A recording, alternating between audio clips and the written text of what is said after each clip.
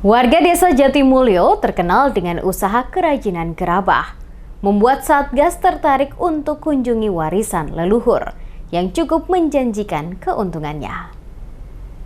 Tari adalah salah satu pengusaha gerabah di desa Jatimulyo. Usaha gerabahnya telah diwariskan turun-temurun dari nenek moyangnya, membuat rasa penasaran Satgas TMMD mengenai cara pembuatannya. Gerabah tari ini diproduksi sendiri dengan kerajinan tangannya.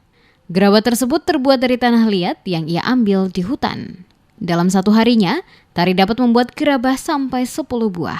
Tentunya jika bahan sudah tersedia dan cuaca yang cerah. Selain menjelaskan proses pembuatan gerabah, Tari juga mengajari Satgas TMMD membuat gerabah.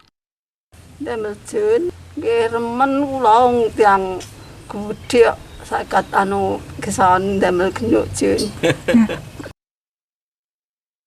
Tari merasa terkesan Satgas TMMD berkunjung ke rumahnya, bahkan juga belajar membuat gerabah.